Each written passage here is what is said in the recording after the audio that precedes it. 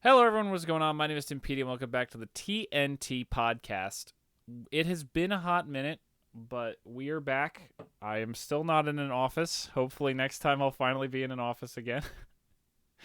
But we have plenty to talk about, most of which was added in the last 5 minutes. But before we get to what we're talking about, who's going to be talking, you might ask? Well, on my right It's Friedman, also known as Andrew, but mostly known as Friedman. and on my left.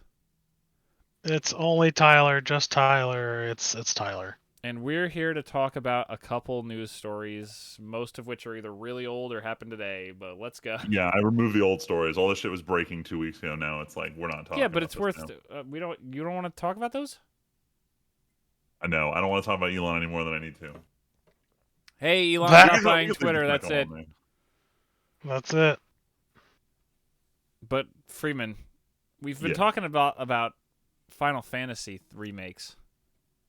So this is the wild piece of news coming out. So for anyone's out of the loop, Final Fantasy 7 and all the trailers dropped like 2 months ago. One of them was for a remaster of Crisis Core, which everyone was shocked is happening because like it's kind of weird to get the legal rights to a person like GACT, like they did when it was on PSP, and somehow they did it again. Either way, everyone's curious about what the Crisis Core remake, because for anyone who hasn't played the Final Fantasy 7 remake Part 1, anyone who's on spoilers, skip ahead 20 seconds. Everyone else, you know that it seems like Zack lives, which he didn't in the original timeline. So everyone's questioning, well, is the remake timeline different? Are they going to make changes to Crisis Core to fit it into this new remake timeline? Oh. And then Nomura's just like, yeah, no, this is like a one-to-one remake. We're not touching the story. There might be some gameplay improvements, but we're not touching the story or the dialogue. And no everyone's one like, believed him. so at first, so there's add fuel to the fire. Someone's like, oh, so I guess then the voice casts are going to stay the same. He's like, no, we want to align it with the new version, so we're redubbing the whole thing with the Get new the cast, fuck and outta we're also here. recasting Wow. Zack's voice actor. And I'm like, all right, so it's not the remake timeline, but all the remake actors are here. They couldn't even get the original Zack back, which kind of sucks. But it is what it is. I'm excited for this. I'm actually not going to play this. I already beat Crisis Core once. I still loosely remember the plot line. The game's kind of whatever. It's one of those where it's a great add-on if you haven't played it already, but like I'm not in the market to play a remaster for this. But I'm still excited to see what they're gonna do. Next story. This Yeah, one say I don't know about Yeah, I this don't one- I don't have any no with I don't this. I don't even know Final Fantasy 7, much less fucking Crisis Core.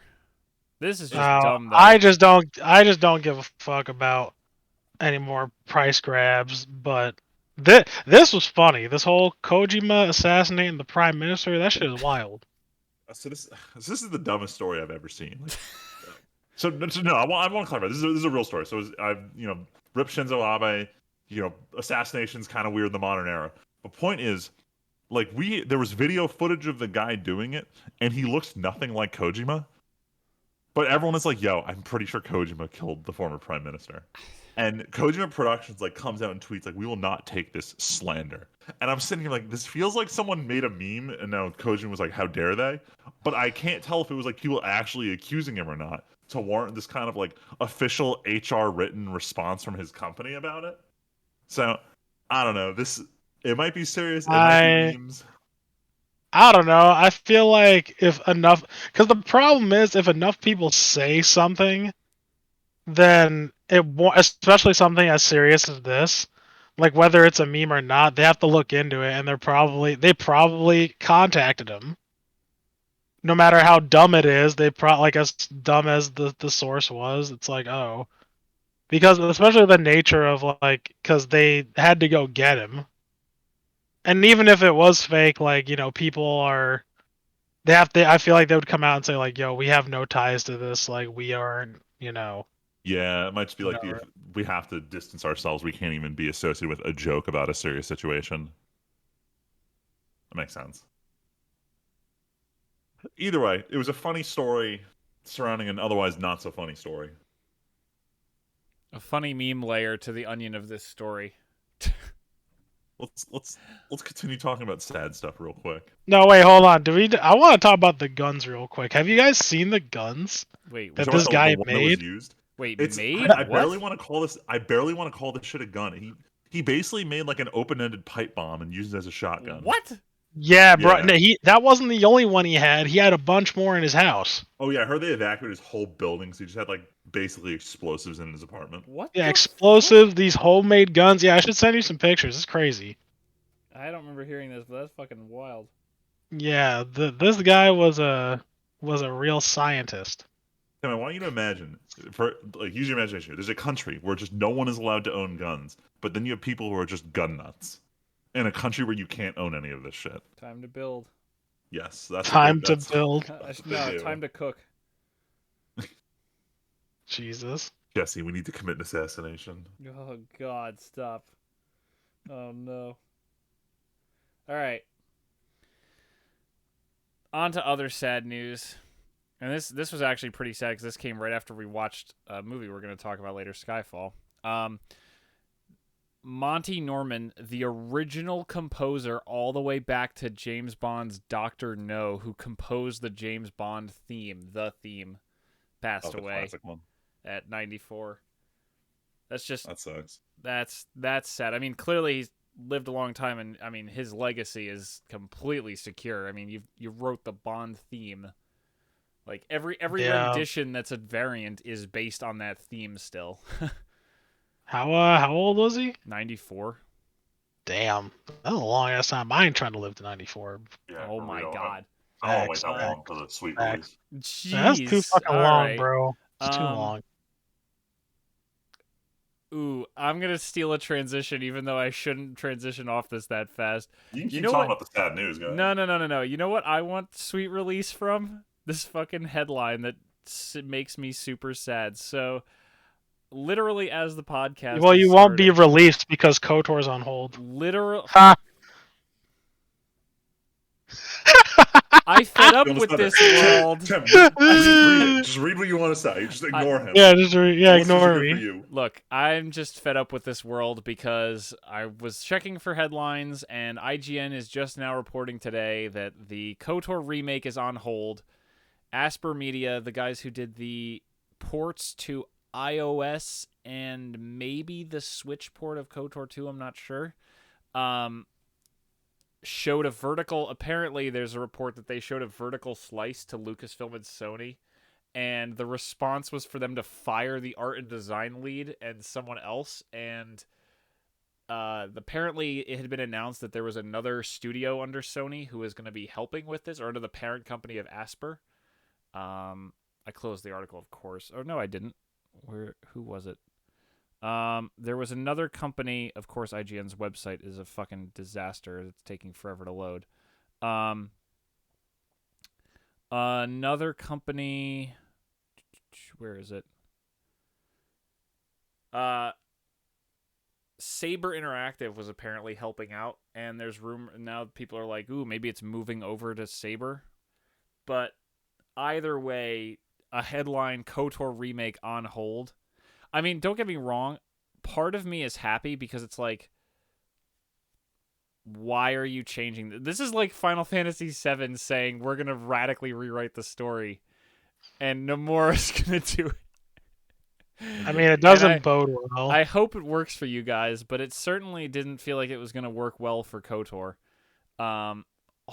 All people want is a visual and gameplay fix to this game. I would kill for a remaster. I don't give a shit about a remake. I don't even care if it's good. I just want a remaster. Like, I'm not saying I don't care if it's good, but like, I don't think the remake would be as good as just a remaster. Like, just take some combat improvements from KOTOR 2, or offer different combat styles, like turn-based or whatever, and then just bump the graphics like a fuck ton, and you would make all the money. Like, it's so easy. And they're just like, no, we're going to remake it, change the trailer, change the story. And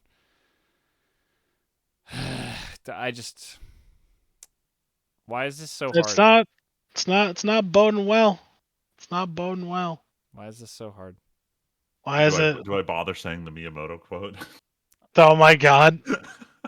Listen, it's just not gonna happen. It's not gonna happen. It's Freeman, you And know when what? it does, it's gonna be ass. That doesn't apply because the game already came out 15 years ago and was amazing. Now they're just trying to shittily do it again. I know, but here's the problem. I haven't played KOTOR yet.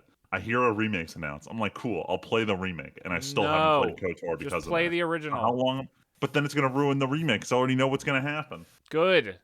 No, this is an ancient game. Me That's and Luigi that's will why come they're over. remaking An it. ancient game. Me and Luigi will come over. We'll spend 2 hours. We'll mod the shit out of it so that it's an amazing experience, even better than the base game experience. And we'll walk away, and you'll be like, "Wow, this is amazing." Or I can wait for the professionals at Lucasfilm to go and Clearly, greenlight it might someone else to never do it. happen. It's like waiting for Half-Life 3. You're only hurting yourself at this point. Unironically, Half-Life 3 is happening. Unironically, Like, who the I fuck shit you cares? not. It's in development now. Unironically, who actually cares? I do. Do you We've really? been on a cliffhanger for like 8-9 years now.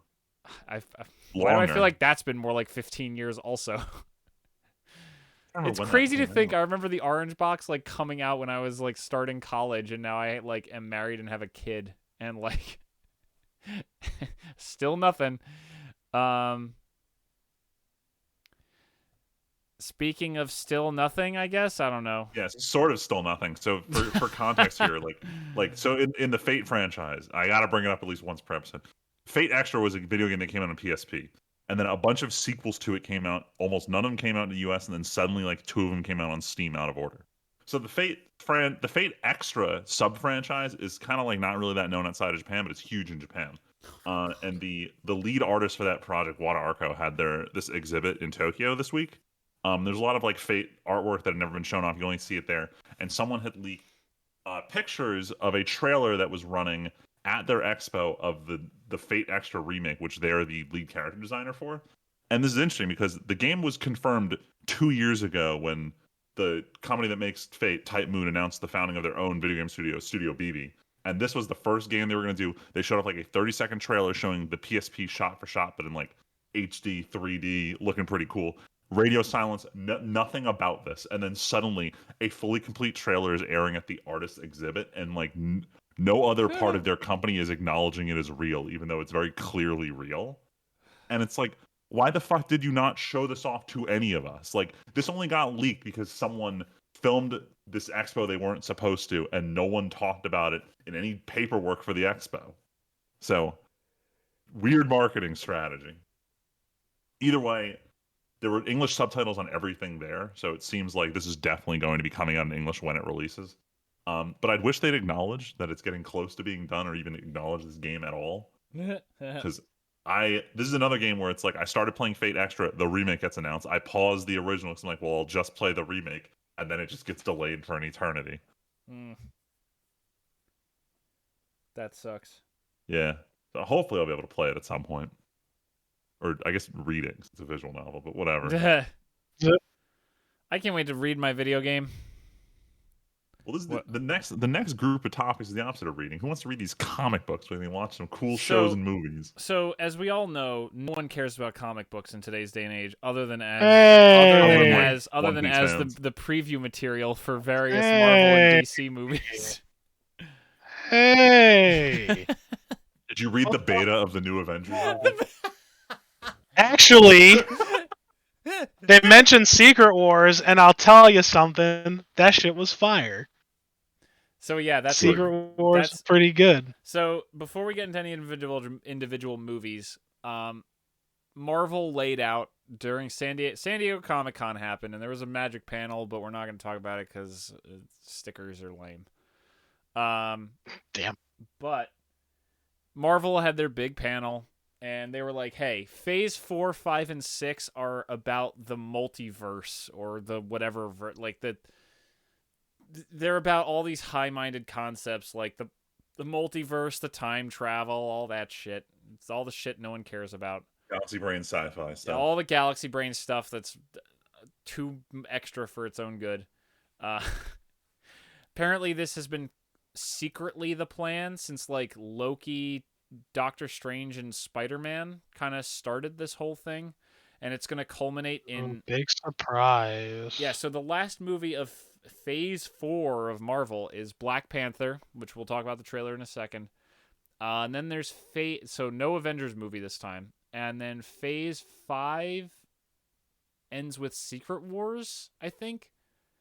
And then 6 has another Avengers movie. They showed the whole slate. I could probably pull it up, but I don't care enough anymore. There's just too much. Like when you look at the calendar of releases and you compare it to like the phase 1, 2, and 3 calendars, now there's like all the TV shows on Disney Plus, and there's all the movies, and then the little other oh my god, there's There's a lot. You have to be a basic white girl who loves this shit. Like, damn. Why you gotta attack your extended family like that, bro? God damn. God damn, you attacking the shit that you knew out of exactly who I was throwing shade at immediately. Yeah. Yeah, I know. You know what's funny? Michelle says the same thing. Literally, she says it about herself. She's like, I'm just basic. She's self-aware, and I'm like, I love you. Yeah, so we'll just jump into it. We'll move this trailer down. So yeah, Black Panther, the big trailer from the show. Which I learned Namor is the bad guy just recently. Like after I was like, oh, I didn't even watch the trailer. I'll be honest. Wait, sorry. Say the name of the bad guy again. Namor, Namor. I swear to God, I thought you said Namora, and I was like, well, I did too, actually. I realized, isn't it Namor? Jesus. Namor. I always call him Namor. Okay, I thought I remember hearing Namor. I could see if it's Namor. He becomes a bad guy. Like, actually, he was kind of a bad guy after there were like two main Avengers arcs ago. He was a bad guy. But do you guys know who he is? Other than remembering the name, no. He's basically just the Marvel version of what's it called? What's his face? Aquaman. Oh. Oh. Well, oh yeah. Wait. Oh my god, you said that and I thought we were talking about Black Manta for a second. Jeez. Oh jeez. No, the completely different Tyler, publisher. Get it. So you did remind me, speaking of Aquaman though, I remember more than I remember anything from the trailer is one of the comments on Reddit, the top comment on Reddit, which was like, wow, Black Panther 2, The Way of Water. What the fuck? Wow. Tyler, what a jump there. You didn't see the trailer. It's literally like half of it involves water shit, which makes sense if Namor's the villain, but true. Like there's like a shot of the throne room and then it's a shot of someone giving birth like underwater. Like literally underwater. And then there's like a shot of like somehow the throne room at the top of the building has water flying through it. And like there's a lot of water imagery in this trailer, and it's just funny to compare after the Avatar trailers came out. But yeah, that's just funny to me. That was just such a funny comment. But they showed that someone puts on the suit. Literally went out of their way to not show who it is, which makes sense. I mean, if it's not the sister, then be like, damn, all right. I mean, with how the sister like got all that shade during COVID, though, do you really think it's going to be the sister? Wait, I forgot who. Wait, what happened? With Remember, the she's kicked off the set or something. Yeah, wasn't she like kicked off the set or not allowed for some of the shoots because she was like no vaccine for me? Oh, really? I mean, it's either her or what's her face who plays Michonne from Walking Dead. I was literally gonna say Michonne. But they show her in her Dora Milaje outfit, so it seems unlikely that it's her. Again, I didn't see the trailer because I'm bad, and full disclosure, I thought the only thing I liked from Black Panther 1 was Warmonger. Oh, I thought you were gonna say the soundtrack. No, the soundtrack was whatever. What? Soundtrack? I don't give a shit about the soundtrack. Yeah. Wow. Also, I think the sister has top billing, so yeah, it's probably still her. Which is funny because the Queen is like all over the trailer. Like, yeah. Well, yeah, because Angela Bassett's still fine as shit at like 60. So, you know, I'm not surprised. In terms of much more minor Marvel trailers, we got two other ones. This is on here because Leslie told me her mom would lose her mind over it. Apparently, there's a series of Groot shorts of Baby Groot. I don't know. It's like six. It's like a 6-episode miniseries where they're like 10-minute shorts. This is Muppet Babies all over again. Yes, we're going younger. We got to get the younger crowd. And then We sell the She-Hulk. cute mascots. She-Hulk had a shockingly long trailer that was actually like more content than the Black Panther trailer. Yeesh. A lot of Bruce Banner in there, which is cool. Hanging out with She-Hulk.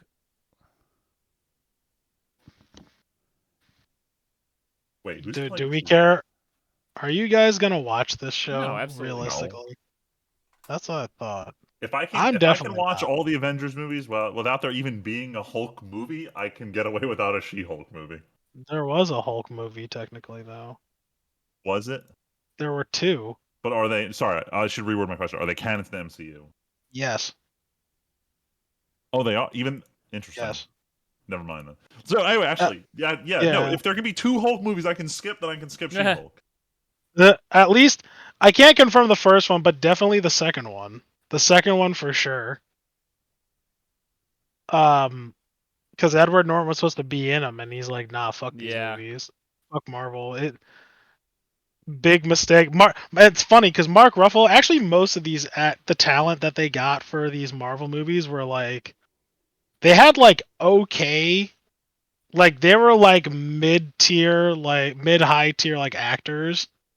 Like you throw out the name and everyone's like, "Oh, I've seen a movie with them in it." Yeah, or like, oh, I think I've seen them. Like Chris Hemsworth, what the fuck has he been in these movies except for Cabin in the Woods? I'll wait. Yeah. Okay, that's what I thought. Like, and like the only people that you know that, and like Mark Ruffalo, right? I was like, man, where have I seen Mark Ruffalo? I'm like, oh my god, he's the detective in Collateral. Like, would have never put He was 2 and 2 also together. he was also from Now You See Me. Oh yeah, that's right. He was in Now yeah. You See Me. That's true. That's right.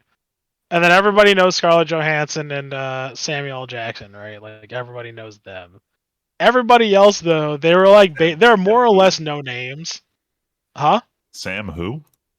Samuel motherfucking Jackson. Sorry, I said his name wrong. My bad. There you go. My bad. Tired of these motherfucking aliens on my motherfucking planet. Gotta kill them. Sorry for derailing you there. No, we're just talking about She-Hulk. I don't give a fuck about She-Hulk. You know what? You know what, Tyler? I You never also don't give a did. fuck about Yeah, Game John of Wick 4. Thrones. Oh, John Wick Wait, 4. what? Yeah, I don't give a fuck about John Wick 4 either, honestly. You know, it's funny. So I'll listeners, I'll tell you the exact reaction that I gave. Yep. The tone and everything on Sunday when I watched with Tim and Leslie. After watching it, I literally turned to both of them, and I was after like a short pause after processing it, and I just said, I don't give a fuck about this movie. Like I don't care. Is it just that it's going to be more of the same, or you're just not invested in the Yeah, movie anymore? yeah, it's really so it's gonna. I know it's gonna be more of the same. And 2, my biggest problem with the third one was like, okay, like it was fine and all, but like where am I going with this? Like, why do I care? Like all the drive that was with the first and second movies are like they feel gone to me, and it feels like it. And like on top of that, they had this like really cool what I feel like world building aspect to that they just kind of it's getting way too crazy. And it's gonna sound pretty weird coming from me, I guess. John Wick has killed too many people. To be fair, Like John Wick has trailer, entered the what? To be fair, Yeah. even in this trailer, they're like, John, you can't possibly kill everyone. Yeah, and I'm just like, what the fuck? Like I don't understand. And like at the end of the third movie, I'm like, okay, so I get where they're going, but like now you've gone into the realm of like there's a section in the third movie where it goes into fantasy. It truly does. Like there was already some kind of mysticism with the whole like, oh, you got to use like gold coins to like operate through this like little assassin like underworld guild place. Like, oh, like yo, this is kind of cool. Blah blah blah blah. Literal fucking line. Didn't think that it was real. That the characters took literally. They go talk to the guy and they're like, how do we get to the guy at the top of this assassin guild? Well, what you do is you got to wander through the desert until you're about to die, and then whether he wants to see you or not, he'll save your ass. Little did I know at the time that was literal. And I'm like, oh, this is that kind of movie now. Like, we've literally transgressed into fantasy territory. Like, already, like, I'm suspending my disbelief that this one man can literally, like, obliterate all, like, an entire platoon worth of people. Right? Now you're telling me for him to get to his goal, he literally has to put his fate in the hands of the antagonist. Look, all I'm going to say about this movie is that I'm here for more dumb action scene, more over-the-top action scenes. Sure. And Donnie Yen is still my boy. Oh, sure. I mean, I'm going to see it. And I'm going to like what I see as far as, like, the gunfights go. And, like, like, I am glad that they are adding, like, things that are not guns. Because I'm also like a bit like I like pretty much anything that is good, but I also like martial arts movies, and the choreograph was obviously good in the last one. But as a movie, I'm probably gonna be like, this is gonna be mediocre. Damn. Yeah, I'm not. It's one of those movies you just have to just not pay attention to the plot for. I'm probably not, which kind of sucks because I really like the first two. Like, people who know me, these guys included, no, I don't shut the fuck up about the first two movies, like, ever. I'm like, yo, you want to watch Catacomb Scene again? And they're like, no, Tyler. I'm like, awesome, we're watching Catacomb Scene again. Sick. Hey, that scene's still great. The scene, like, I'm so mad. Like, I'm not mad. Well, I am mad because it's like that scene. I mentioned Catacomb Scene. But the scene just after that is also great. Like, it doesn't stop. Like, after that scene, it doesn't stop. It goes into the scene where he fights oh my god, I think it's Cassius, Common's character. And they're going through the train station, like, shooting at each other. This stupid silencer with magic shit? silencers. And then they fall down, like, the never-ending stairs. I'm like, this scene's great. I love it. Yeah, but yeah, look, like, I'm not gonna... I get what you mean, but at the end of the day, they're gonna get our money and we're gonna go see it, and hopefully it turns it around. Hopefully. I mean, I'm definitely not gonna see it. You sounded a little excited when that Dragon Breath round went off like 3 feet away from that guy. I mean, that was pretty sick. It's like, yeah, that's pretty hot. It's pretty sick. Like, I'm probably going to just, like for instance, I'm gonna turn my brain off and, like, just probably just watch it, and then get immediately mad when Terran Tactics is on. I'm like, oh great, they're still peddling his shit.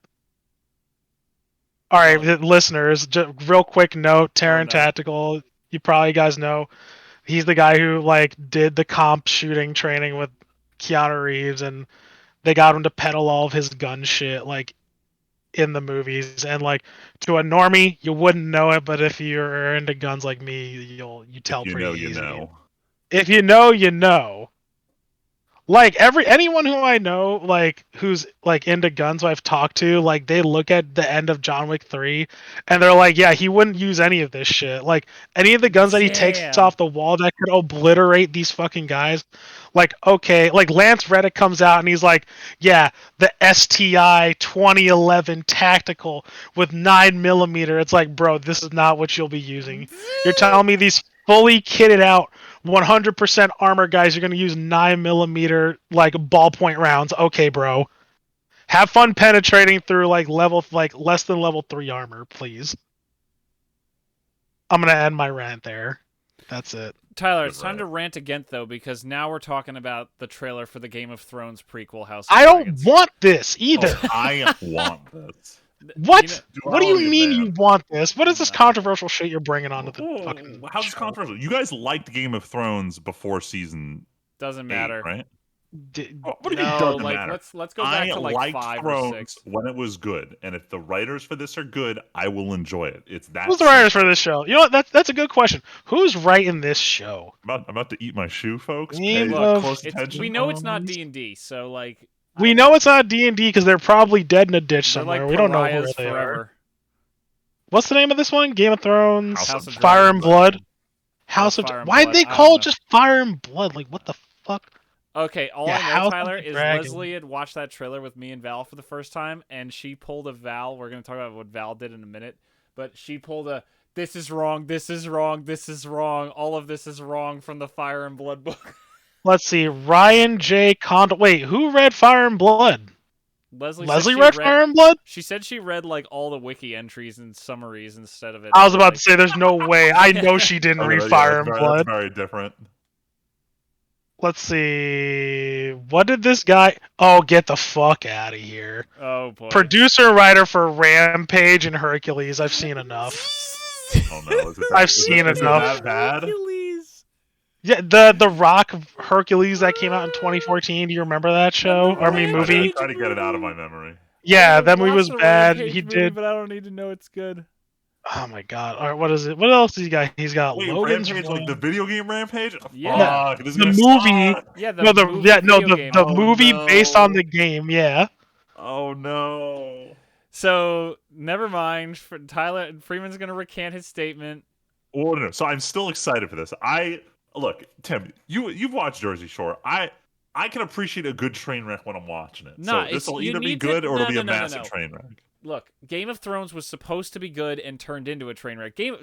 I watched Jersey Shore with Renee because I knew it was a train wreck and it was entertaining, and I chose it. I didn't choose for Game of Thrones to fall apart like a garbage fire at the end. Yes, but I have the chance to have front row seats to watching a large Nah. a live train crash. Not worse. Miss me with Miss this. me, Miss yes. me with this. Damn. Speaking of I similar must be more things, though. open-minded. Nope, never.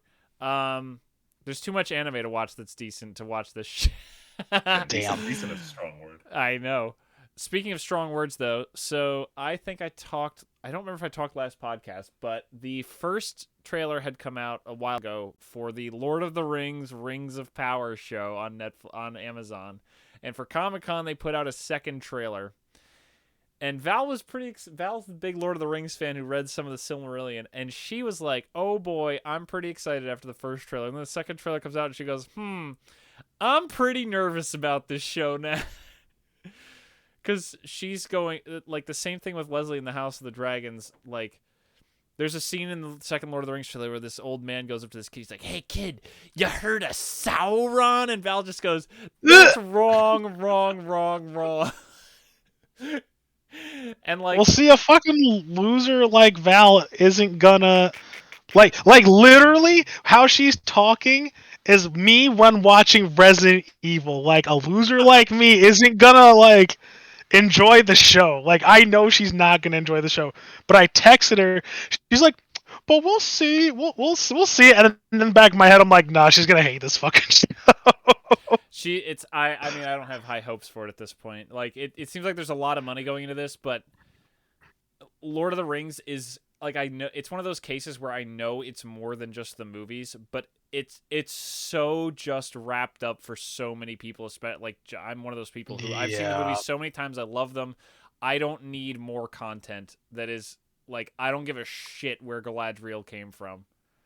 I can't say that I care about Tolkien's world building beyond the actual movies. And I know that's blasphemous, and I know that's wrong even technically, you could say, but, like, I just can't give a shit about there's this. anything wrong with that. Like the problem is they're also like the problem with this show too, just like the Hobbit trilogy, they're literally and I told this to Val, like we were talking about, I'm like, the problem with this show, it's trying to follow up to literally one of the greatest trilogies in movie history since like The Godfather. Yeah. Which isn't even one of Like, the we're greatest talking about- trilogies. Which isn't one of the like No, the joke is it's a duology, it's not a trilogy. oh wait, what But is Godfather 3 sucks, I'm saying. Like, that's yeah. yeah. I agree with you. I do agree with you on that.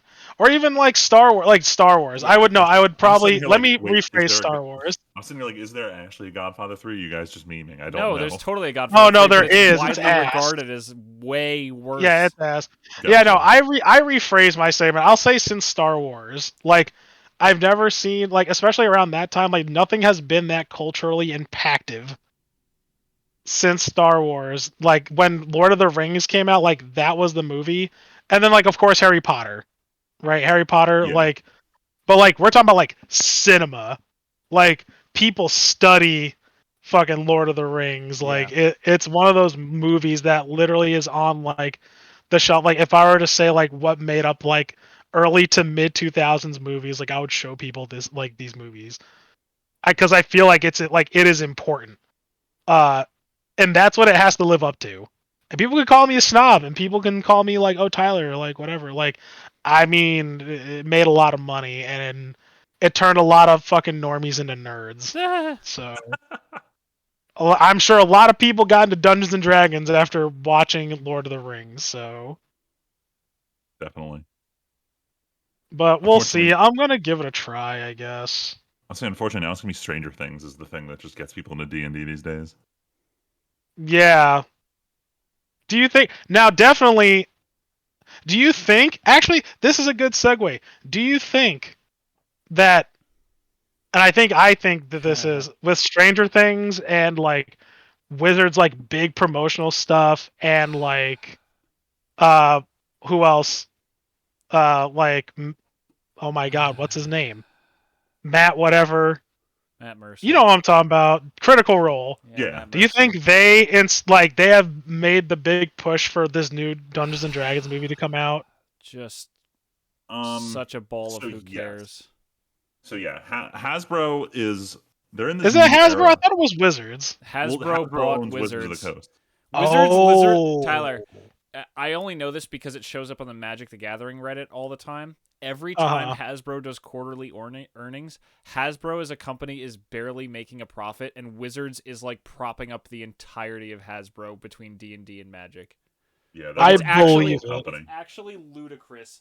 I think Friedman a week ago was the last quarter results, and Hasbro's profit was like 1%, and Wizards' profit alone was like 11%. Damn, I believe it. Yeah, Wizards is the moneymaker. It's why I wouldn't used to not shut up about how Arena was just milking players because like that was where all of Hasbro's profits were for like Yeah. mid-COVID. Why hire developers though? It's already making money. And I think they've definitely reached the idea that like they can sell more D&D stuff if they get rid of the whole nerd stigma and just get it out there to people. And you'd see like, hey, look, normal people play D&D. Like if you can use your imagination, you can play this game. And I think it was also kind of like a big message of how they handled D&D not being satanic in Stranger Things. But the movie is definitely going to go a long way, and I think this is our perfect transition to talk about the D&D trailer that came out. But so far I've seen the trailer like 3 times, and I think this is going to be like the ultimate normie gateway into D&D. Which is why I couldn't care less about watching this trailer. Like I watched this trailer and I was like, wow. This is literally let's take some scriptwriter somewhere was writing a generic action movie, and then someone was like, why don't you go home, put a bunch of D&D references in this, and pitch this again to me tomorrow. So it's funny you say that because as I'm watching the trailer, all I can think of is it was like that time someone was like, hey, we need to remake Jumanji. What do we do? And they're like, we'll just throw the rock in it and make it just a generic jungle action movie. But that was and actually good. And it wasn't bad. But all I could feel during this trailer was like, they're taking the Jumanji approach to this one. Of just like, but how do you even do that? Like D&D, okay, to me D&D is 2 things. Having fun with your friends and building worlds, or having a party of adventurers that you play as in one of the modules that's like the preset D&D world. But there are still the memes and everything, like mimics and all that shit. Like the mimics are in the the mimic there's a mimic in the trailer and shit like that. Like that just doesn't like do so many people care about the story of D&D, I guess? Like the actual plot lines. It's just to get people into a world. But then we're circling back to it being generic fantasy. Yeah, but it's the generic fantasy. It's Hasbro branded generic fantasy, and that's the I point. just have no faith in this movie. And I honestly don't. Me either. I see, Freeman, you say it's like a normie gateway. Do you think, like, okay, in your family, would anyone go see this? I'm not asking you to name people. Do you think there are people who would choose to go see this movie? Yeah. Really? Yeah. Okay. Because I can't. I don't think my brother, my sister, or my parents would willingly go see this movie without at least first saying, "Tim, do you want to see the D&D movie? You play D&D. Do you want to see it?" Man, why do you have to say that shit? That triggers me, dude. My whole other friend group has played D&D a grand total of 3 hours. Are all beyond excited for this movie. It has normie appeal. Wait, yes. no. But they played D&D. They played a evening. That doesn't of matter. I wouldn't count 3 hours as substantial enough. No. I disagree. I think that is who they're targeting. The people who are interested enough to have tried it. I don't think they're targeting. That's such a niche target to make a movie Freeman, for. You're right. It's so niche, but they're not targeting normies. D&D is now so ubiquitous and available. Anyone who wants to play D&D could. That's what I'm saying. Like, you don't think they'd make a D&D movie and not target it at the normies? I mean, they did. They did already, and it didn't work out, actually. Also, what are they targeting them with? What are they going to sell? What are they going to do? Are people going to go out and buy players' handbooks now? Go to game stores? No. No normie who was ever going to... No one who sees this movie... You're making a big assumption that people are going to watch this movie and think, wow, D&D is stupid and not want to play it. No. I'm not saying that at all. I'm saying people are going to walk out and be like, wow, that was an interesting movie. I don't think a single person is going to be like, wow, I want to play a game that feels like that movie. You don't think anyone's going to feel like that? Because I feel like that's the point. I know it's I feel like that I don't is think it's the going to point. work. I don't think it's going to be successful. I know that's the point. I don't think it's going to win anybody over. I mean, I think there are better... on this. Huh? I think there are better tactics like Stranger Things, but I think that Stranger is Things the point. will prove out to do 10 times more for D&D in the long run by incorporating so many of these little questions and things and leaving this paper trail, this breadcrumb trail, than D&D movie being like, wow, look at these wacky adventurers. I think it would have been actually... There's no sign that to me that this is like a Jumanji thing. Could you imagine if the D&D movie... Okay, I will recant my statement if it turns out the D&D movie is about a bunch of nerds playing a game and describing what happens in a Jumanji-esque way. But nothing about... Clarify. When I said Jumanji, I meant like family-friendly adventure movie. No, I get that. I didn't okay, mean Freeman, the whole like let me ask you this then. then. A character. Obviously, it's different. Do you think people went out and bought copies of Jumanji after that movie came out? Yes. Wait. Really? Wait, which one actually? I'm about to out myself here. Is Jumanji an actual board game? Yes. Get out of here! You're what? No, that's actually the craziest fucking thing I've heard all night. Actually, yes, I am gonna make a big deal out of this. All right, you know what? I may have shot myself in the foot. I've never actually seen this board game before. Get the fuck out of here! I thought it was a movie. You never played Jumanji, bro? Yo, that game was good. I thought it was a movie first, and then you're wild. Based on the movie. And guess who makes it? Yeah, Hasbro. Fucking Hasbro. Fucking Hasbro. Full circle. Oh, full fucking circle. Oh man, yo, I need to get a copy of Jumanji so Freeman can play one day. A movie claims to be based on a No. We are getting Jumanji. Okay. I'm looking up Jumanji. Hold on. Maybe we need to move on because the D&D discussion is getting a little too heated, and we have a lot of stuff still to cover. Jumanji. Hold on. No, when did I don't the want Jumanji board game come out? Dude, it's like ancient. The 90s. It's old, ancient. bro. All right, the Jumanji board game is from 1995, and the movie is also in 1995. I don't know which one came first. I think they came out at the same time. Probably. That it was promotional, and people only remember the movie. I remember both. I played both. I had the game and I watched the movie 100 times. I remember seeing a box at a friend's house and never even successfully playing it. All right. I played This it. is going I know we so need- far off I the know deep. we need to move on. No, I need to keep The game blaming came second. The Friedman game came second. that he didn't play Jumanji. I don't give So a let's fuck. go to Japan because Yeah, we whatever. Whatever. I'm gonna buy this fucking Jumanji game. We're gonna play it. Find out live for the Weeb shit. Need... All right, so I think majority of this news is just about stuff that happened at Anime Expo because that had like happened 2 days, or it happened like it. News had finished coming out a day before we were supposed to record the last podcast.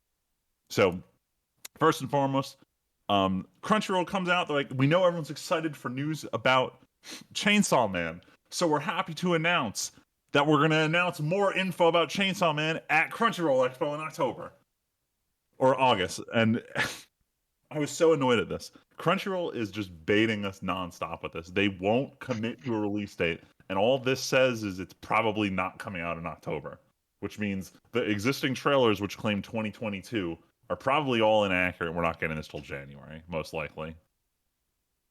Unless they want to pull it, here's a trailer, it releases next week type thing. But I they gave ain't gonna do up that. on this show already. there's no way Crunchyroll's Wow. that kind of pull with Shonen Jump on this. Nah, I'm still pretty interested in this show because everyone, like Mother's Basement, everybody seems to be hyping up the manga like crazy. So I'll say I'd rather just go read the manga at this point. So I read the manga at this point. The first 2 volumes specifically. It's definitely going to take a while until it gets going. It like, not gonna lie, listeners, feel free to roast me in the comments, but like it literally just feels like Jujutsu Kaisen. Damn. Like, at least the first volume is straight up just the same introduction arc that Jujutsu Kaisen had, but like obviously different. I would take that But it again. just feels very similar. But if they animate the waifus correctly, then this could be a winner. If they animate the waifu, yeah, I mean that shit. That's all you had to say. Like Tyler, even if it takes forever for the show to come out, even if it's all hype or whatnot, I need you to watch the first 2 episodes alone to understand why what's her name, Maki is bae. Well, I'm just gonna look her up right now.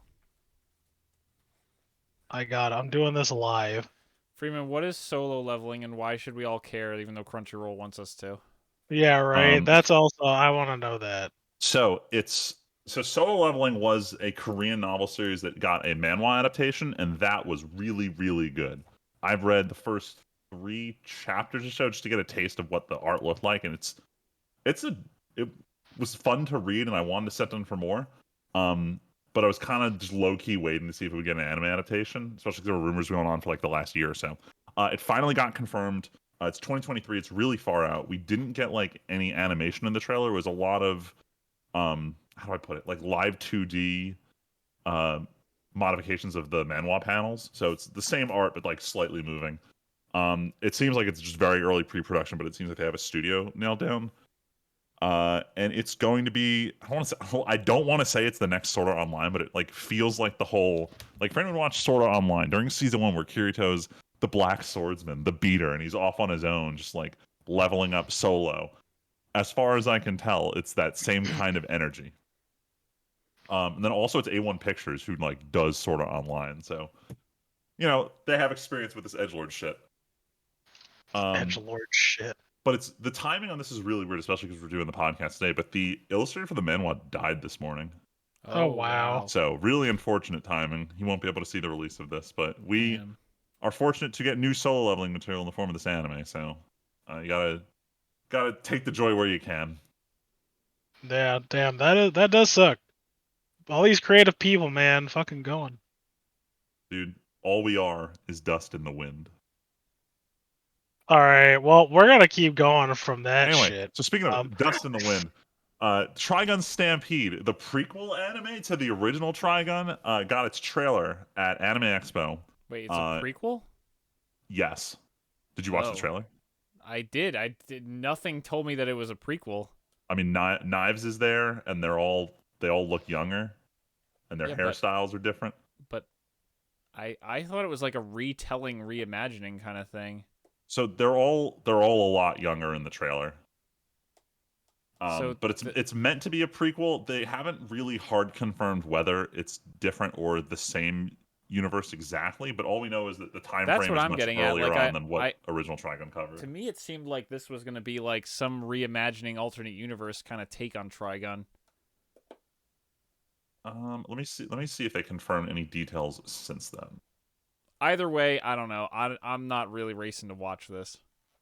Having just rewatched Yeah. Trigun and been like, wow, I don't know about this one. It is cool that Johnny Young Bosch was immediately like, yo, can I come back and do Vash, please?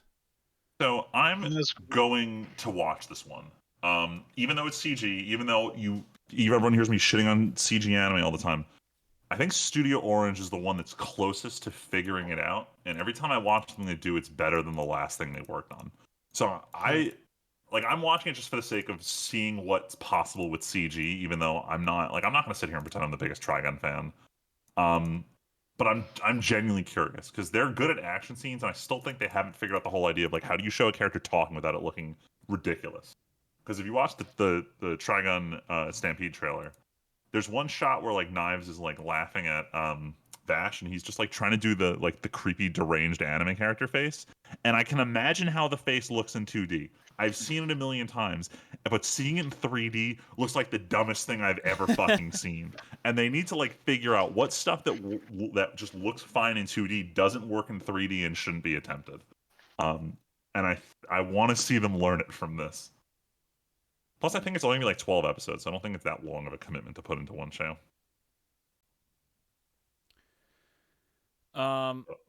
Yeah, I was gonna say we should just race through. We're All right, already yeah, so almost an hour into the podcast. Sure, Now I'll blitz it. So, JoJo Part 6, Stone Ocean. It has been sitting around with no news about when the next part was going to release. Netflix is dead silent because they won't even talk about it until the studio is done and like ready to batch release it 12 weeks after they're going to air it in Japan. This is a whole mess of a show release. No one talked about JoJo because everyone binged it in a weekend, and now there's been no news about it. And now we're finally getting the second part, which they won't confirm whether this is the only part or there's 3 parts, but the second part is coming out on Netflix September 1st, I think. Because Netflix hasn't confirmed this. This is just JoJo. JoJo of Japan is releasing it September 1st. So point is, we don't know. This is infuriating. I'm still not caught up because there's no desire. I don't have to be caught up on the week-to-week memes, so I don't need to be caught up with JoJo, which sucks. And I just want to watch this and having scheduling conflicts. And old man yells at Cloud. Anyway. Yeah. Pissed about JoJo. Wish it wasn't this way. Moving on. Yells at Cloud. I just keep telling my coworkers at work because we all work on a cloud that just anytime we're whining about AWS issues, it's just old man yells at Cloud. Anyway. Anime adaptation announced for the show with the dumbest title, Mashal, the combination of muscle and magic. The plot of this is it's imagine Harry Potter universe, except this kid's a muggle, but he really wants to go to Hogwarts, but he can't win against these magic kids. So what does he do? He just trains, and now he's One Punch Man at Hogwarts. That's it. That's the show. What the fuck? I'm excited for this. Seems stupid. If it Anime was a mistake. If it can capture the energy of One Punch Man season 1 of just some dude showing up at Magic Academy and just punching the head guy, then I will enjoy this show. Next one, we got Dr. Stone season 3. We got confirmation it's coming out in spring. I don't remember. Do we have the season 3 confirmation after the OVAs? So I actually seeing that reminded me that the OVA came out about 2 weeks ago, and Val and I watched it, so I put it on the watched part. But yeah, they reconfirmed season 3 coming next spring. They had already said it when season 2 came out, I think, but they reconfirmed it after the OVA. Gotcha. All right, cool. And then the next one in terms of Shonen Jump series, Hero Academia season 6 episode 1. It's technically it didn't broadcast in Japan. It was shown up at a live event over the weekend. I think it's called Hero Fest, which was dedicated to My Hero Academia. And then they reconfirmed that it is still coming out in October. I'm not sure why they had to do that, but they did. So we are still getting that. My friends asked me how can he find it, and I had to remind him that every single season, episode 1 is a recap / filler episode, so don't bother looking for it. Yarp. That's probably why they were willing to show it off 3 months before its air date.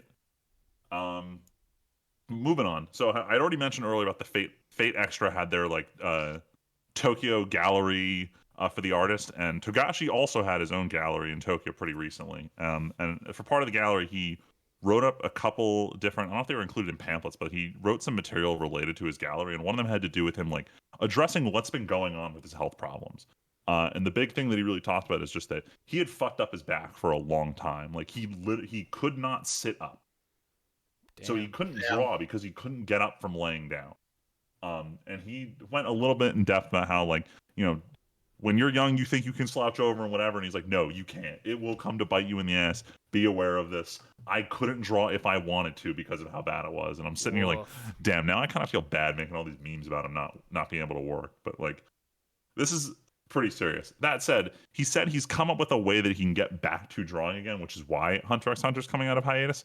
But if you ask me, it doesn't sound like he's trying to do a long serialization. He may just be trying to wrap it up at this point, because even he's aware that it's difficult for him to keep going on like this. And then moving on, after Kaguya-sama Love is War finished its last season, we got confirmation of a new anime project, which is the worst announcement you can get because it doesn't mean anything. There is something happening. Like, Konosuba went a year and a half between having a new anime project confirmed and then them explaining what that is. But we didn't have to wait that long for Kaguya, so they confirmed that the next arc is being adapted as a movie. Which, from what I've heard from the manga readers, the next arc is kind of serious and doesn't fit the tone of the show at all. So it's a good canon to have as a movie, also because it's a little bit shorter. And then the following seasons that would be after the movie are back to like normal Kaguya like antics. So might be a good format. The one saving grace out of this is they did confirm that it's getting a theatrical run in Japan, but then it is going up to streaming right after. So believe it when I see it. So because they're not doing this whole delay for Blu-ray releases, because the whole reason it never comes out on streaming in the US is because they need to sell Blu-rays in Japan. If they're already committed to a streaming strategy, we're not going to be waiting a year for this. At most, we're waiting like 6 months after the theatrical release. Freeman, I hope you're right. Yeah, I hope so too. The amount of faith I have in that is literally negative. Like, look, Shonen Jump has been getting better. I think. Damn, the hesitant. Like, they put out a fuck ton of articles about how this was how Spy Family was the most streamed show they've ever released. That's and true. How they realize like demographics are just moving away from TV and physical media, and even in Japan, streaming is finally starting to like boom like it is in the rest of the world. For it is so strange to me that a country with some ways such better technological access than we have just doesn't, like, streaming just took this long to like get rolling. So the phrase is the viewer doesn't know what they want is not an American mindset. It is a Japanese mindset. They're very slow to progress. Like, how do I put this? Companies use fax machines willingly there. Freeman. Like, that's how progress works in Japan. Speaking of the American mindset.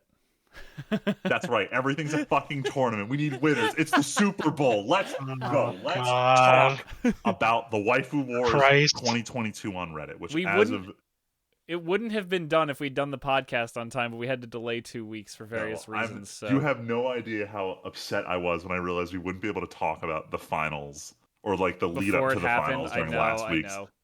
So I don't even remember what the semifinals looked like. I'm sure it was Hollow versus Megumin, as always. No. It was that was the quarterfinals. It was Hollow versus, I'm pretty sure it was from 86. No. Wasn't it? Oh, yeah, it was. Versus, Bloody Regina. Yes. Lena. And then Hayasaka versus, I don't remember. Well, Hayasaka and Lena met in the finals, and sadly, recency bias wasn't enough to defeat a Kaguya character for the millionth time. It's absolute horseshit. I think this is... I don't remember. Did Kaguya win the last one? I don't. So this is back-to-back Kaguya wins. Like, I remember when Konosuba first came out, everyone was butthurt that they kept making it to the finals, and now I'm butthurt that the Kaguya girls keep making. Yeah, it keeps looking like it's going to be another Konosuba win, and then it just swerves into something else. But like, dude, number one seed.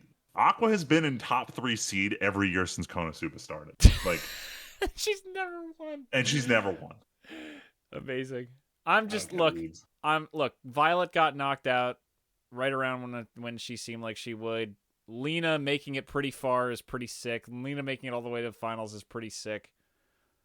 But There's a couple whatever. memes I always look forward to every year. It's always Hollow and Megumin somehow always end up in the quarterfinals. It always happens, and Megumin it's always rough loses It's rough because me and Luigi have to deal with it in the group chat every year. and it sucks because like I just want Hollow to win so the meme dies. But the real meme I'm waiting for, because I think it happened once, is I want Violet Evergarden versus Saber from Fate Stay Night to go up against each other, just for the ultimate joke that they're identical characters. Just saying. Anyway, Look, I'm just glad Violet gets high seeding and gets pretty far. That's what I need in my life. That's okay.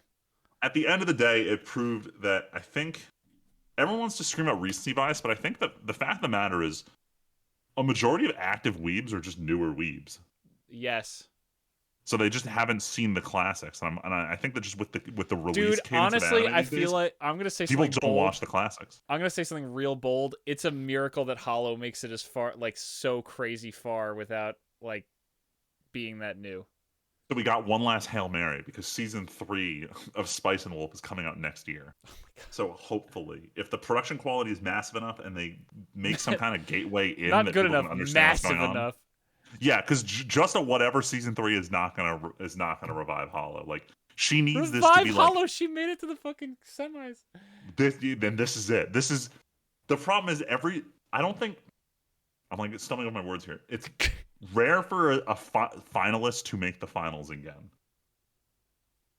Or So no, they were semifinals. So basically, what you're telling me is that no, never don't mind. be You're right. shocked She when makes Lena absolutely doesn't make it anywhere next year because 86 is not coming out next year. quite possibly. Oof. Oh well. Although I wonder if there is more material for them to do more 86 content. Isn't it still ongoing, but there's not enough yet?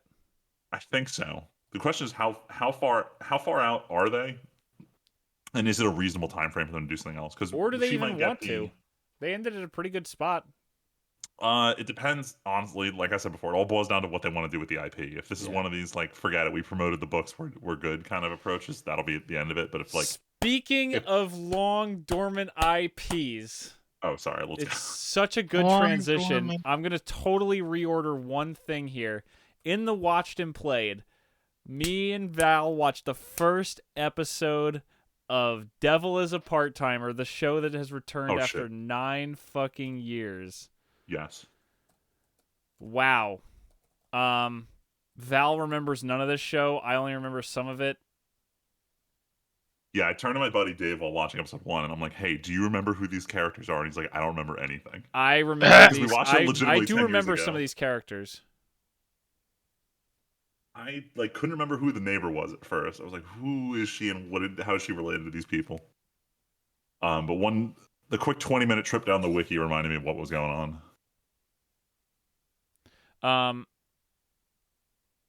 I will say the art style still feels weird, but it's not too bubbly. It's definitely more bubbly. But we'll see what happens. It's certainly an interesting start to the season, but it still blows my mind that this is even came back. It kind of feels weird now that it's back, because like I've been through a lot of these like hype sequel returns, and this feels just like a very nonchalant sequel. Yeah, I think it's also weird that this is like on Crunchyroll now after having been on Netflix for so long. Like the show, we watched the show when it was on Netflix. Because when it first came out, I think it was a Funimation exclusive, and then it went to Netflix, which is why they have it now too. Well, anyway, I don't want to. We have so many things to blast through. I just want to start racing through stuff. So to go through a couple of the only new things from this season that we're watching. So Freeman, I don't know if you want to start with the new season stuff because that's where I'm just now that we started with that. Go down in order and just be concise with some stuff here. Okay, fine. Okay. So Call of the Night is the only totally new show that Val and I have picked up so far. Mother's Basement's video came out, and we're probably going to try some of those, but it's been so busy with working on the house that we haven't had a chance. But Call of the Night is pretty interesting. It's a show I'm watching purely for the aesthetic and for no other I was reason. going to say, this. You look at screen, like you could take any frame of this show and be like, wow, this is a Friedman Data 10 show. Holy shit. The whole city being glowing purple all the time is like, yeah. Never heard of this show. It's kid goes out at night one night, runs into this girl. She's a vampire. The knight's cool. It's the whole gimmick of it. Kid has Oh, so literally any fucking vampire show I've ever seen. Well, it's Got Kid it. is depressed and has nothing Yes. going for him. Yes, Oh, you turns out- literally explained Yeah, every I- vampire story. Yeah, okay. What? What do you want? Yeah, tell me I'm wrong. Tell me Yeah, I'm but do wrong. they hand draw the night sky? Yeah, Tyler, No, you that's would different, also I get guess. some aesthetic out of this show for sure. The background art, like as much as that's a silly thing, the whole city like glows purple at night. Neat. It's a really cool aesthetic choice. Plus, the main girl has the goat voice actress, Sora. That's not Sora Amami. Aqua's voice actress, Oh, who also voices the main Aqua. girl in Rent a Girlfriend, who's Aqua. phenomenal, amazing voice actress. Freeman, do we want to go back into order? Okay, keep going. Yeah, we'll just go right back to order. it. Rent a Girlfriend season 2 started. It's just as trashy as season 1. I love this, but holy fuck, this show is a giant train wreck. This dude is in love with what's essentially a prostitute, but then she also doesn't want to be his friend. But then his ex-girlfriend is trying to figure out why he's hiring this prostitute and keeps trying to get her to quit. But then his actual girlfriend, who he doesn't like, who is also a prostitute, is letting him hire other prostitutes, but wants him to stop, and he's avoiding her. And then third girl's a stalker. This shit is ridiculous. I love it, but stay away. Good lord. Sounds like a lot. It is a lot. Just is a lot. Just like rewatching Fellowship of the Ring. Oh boy. Or sorry, Lord of the Rings. So I'm rewatching my other friend group because one of them hasn't seen it ever.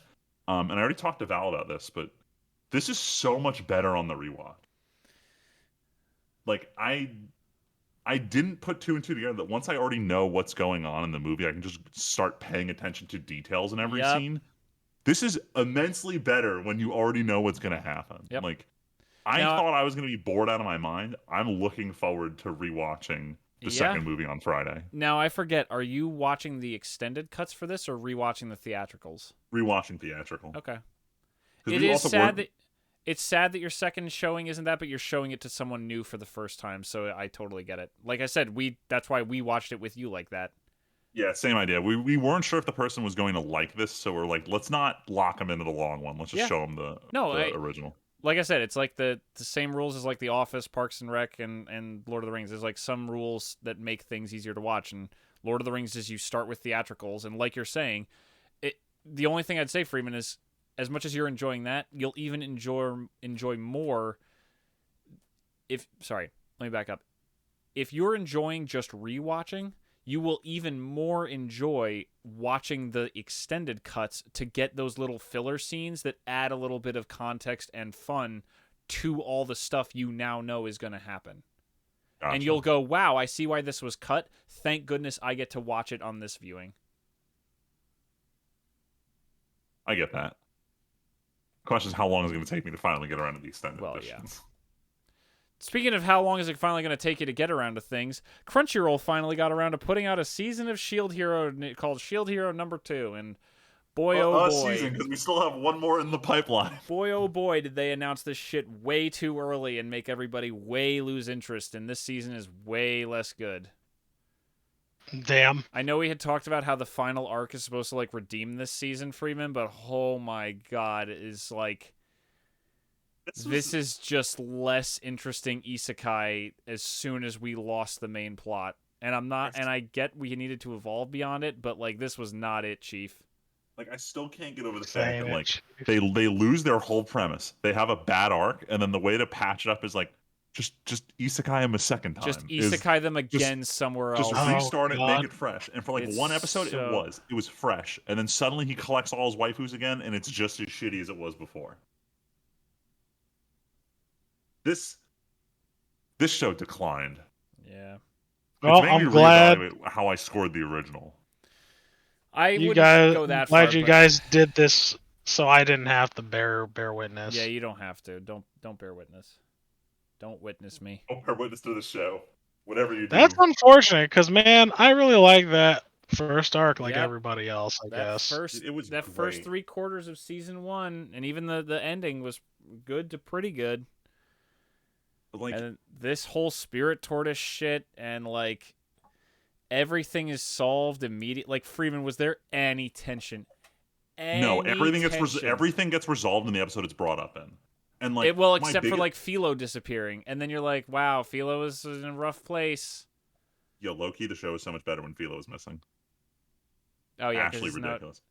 It's But not. like, Ugh, the big thing I noticed, and we'll move on, but the big thing I noticed is now Fumi isn't a character in this season. no, He he's doesn't not. do or say anything. He stands there like a fucking plank until someone has to have him say yes, and then if he gets mad, he'll yell, and that's Yeah. it. That's all he does all season. He really, that's a really good point. He really doesn't contribute anything to what's happening.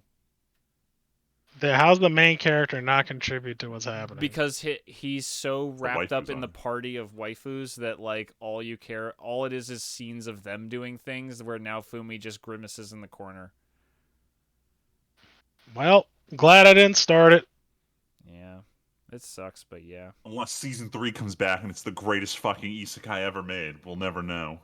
Right. What do you mean we'll never know? Crunchyroll insists we will know soon. Look, if their announcement to release cadence is any indication, we're going to be waiting a while for season 3. Man, imagine how wild it would be if Crunchyroll ran back season 3 because of how poorly season 2 was received. I really wouldn't. Could you imagine? They announced like 3 years ago that these 2 seasons were coming, and I know they won't, but that'd be wild. All right, we got to keep going. Our goal is to hit 10 shows in 10 minutes. All right, this will be real fast. I finished watching Aharon-san. I've already said this before to you guys on numerous occasions. It's unfortunate this came out right when Komi-san was coming out, because it's the same synopsis of quirky girl, doesn't talk very loud, blah, blah, blah. But this is way more in line with, I call it the Hinamatsuri style of absurd comedy. I really liked it. It was very cute. There was an actual romance that actually panned out in a 12-episode span. Most anime don't do that. Yeah, I thought it was very, very good. Okay, I want to watch it now. The Komi manga is still just barely touching the surface of this romance shit. Jesus. It's killer. But I think Aharon-san was a great 12-episode watch. Well, I'm going to sneak in here, Freeman, because we're literally talking about Komi. So since last time, Val and I finished Komi Season 2. And it's still going downhill. I don't remember what I gave it, but it's like, man, there are some really good, cute her not talking. Like, Komi as a character is a good concept, and they handle it well, but it's another case of, oh my god, just stop. I'm getting tired of the romances where nothing happens. I'm burning out on watching characters just make squinty faces at each other and go, oh my god, I'm so embarrassed, I can't blah blah blah. I'm just getting Welcome tired to the Komi fandom, because that's the biggest problem they have, is that it just drags on for an eternity. Yeah, the side gags are funny, like that's the thing. But like anytime they're like Tadano and Komi, will they, won't they? It's like, nope, they won't. Case closed. Move on to the next episode. Case closed. That's honestly a good fucking show. The bro. chaotic energy best friend is like one of the funniest parts of the whole show. I think season 2 Satan, when they started introducing more wild characters, and they introduced the guy with the tiny face. Yes, the big guy with the tiny face. The one who's like very timid, but he looks like the biggest bully in the everyone universe. thinks he's like a Yakuza, and he's just scared of everybody. He's actually my favorite character. I could see that. Oh yeah, you finished Kaguya. Yes, I finished Kaguya, like, I think it was in between. It was like the week we were supposed to record this, I finished Kaguya. So we'd already had the confirmation of like a movie and whatnot. But I was bamboozled. I thought the last episode was an hour long. I didn't realize the last 2 episodes came out together. So I was like putting off watching the final episode until I had an hour to sit down. I opened up like, why is it only 22 minutes? So damn. Overall, really liked it. Overall, I think season 2 was actually better than season 3. Yes, I would agree. But like it wasn't a bad show by any stretch of the imagination. I think season 2 is the balance of characters versus comedy, and season 3 is we're going full ham on characters now, and we're losing the comedy draw. It still did have some golden episodes. Of course. Like the rapping episode was fucking hilarious. I still listen to that song on the regular.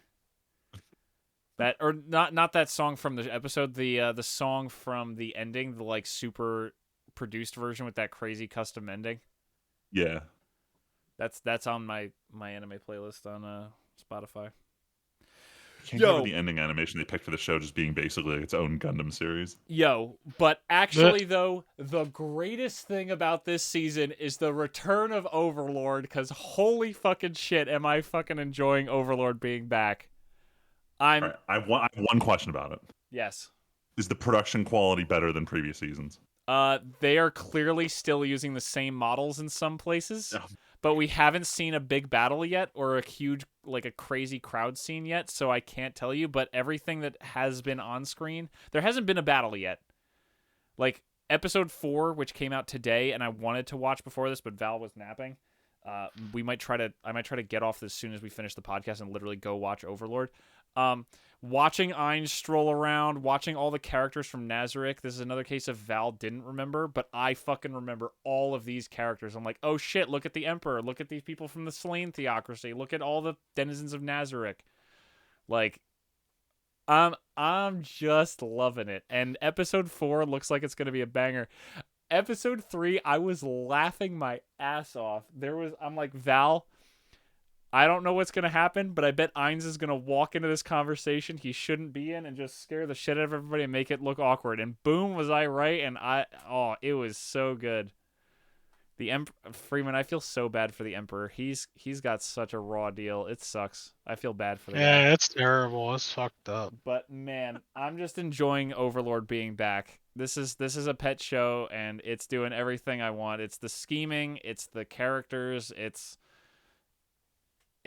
dumb moments with Ainz being an idiot. Like, there's literally a line for him where he's like, "Where's Demiurge? I kind of want to ask him what we're doing, but I don't want to make it obvious that I'm asking him what we're doing." It's so on point. It's great. I'm wondering if I'm starting to run out of shows where it's like this is the lunchtime show when I'm home. So I think once I finish, oh my god, Fruits Basket, I might consider restarting Overlord as part of that, because I feel like it's time to watch it with a different lens than when I first saw it 9 years ago at this point. You know what you don't need a different lens on, and what the one anime Tyler will probably say he should be watching? Made in Abyss is also back. Yo, fuck this awful show. Boy, Tyler, this is still Made in Abyss as fuck. Yeah, dude. Man. You get through an episode or two, and you're like, maybe this isn't so bad anymore. And then you're like, Jesus, this is bad. Jesus, cheese and rice. We're very early in the season, and I've already almost thrown up. This is real uncomfortable right now. Yeah, the other person watching it, he's like, yeah, no, it's whatever. And I'm sitting here and I'm like, dude, it's whatever. No, not in terms of whether it's good, in terms of how uncomfortable it makes him. Yeah, he's like, exactly. It's whatever. I'm he's whatever. whatever. I'm like, dude, I'm so uncomfortable watching this show. This is uncomfortable, and I need to watch it. Man, like me and I need more time. Like me and Val are watching this show. Tyler, we would start it over on Sundays if you wanted. If you come over early, Val and I would rewatch any episode of Made in Abyss just to get you started on it. But you guys are fucking crazy. I would never watch this shit again. Well, Tyler, it's about friendship. It's more to just watch someone else react, not to watch the show. You're a better man than me, bro. Tyler, Val and I were watching this, and all I could do was ask this. You talk about world building and having interesting world building in shows and games and movies. This is the show of like a handful where I'm like, how did that happen? What is going on here? How is that possible? What's that? And I know the answer is going to be wild. And this season is such a turn, and it's wild. Like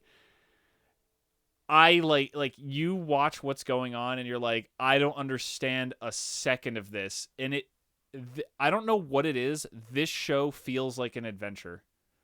So few shows really capture that feel for me. And you guys have heard me talk on the podcast about not connecting with shows like that. This show I connect with. I watch this and I'm like, what? Like Freeman, you know the character that's like the guide right now? Yeah. Some of the lines he says, I'm like, is he made out of gas? And he's like inside this body? Yeah. Like, is that... It's been a while to piece together what he was describing. But yeah. Weird. Like, this is just weird shit. Like, Tyler, here's the best thing I could say about Made in Abyss. Season 2. it seemed like in season 1 we went through 6 of 7 layers plus the movie.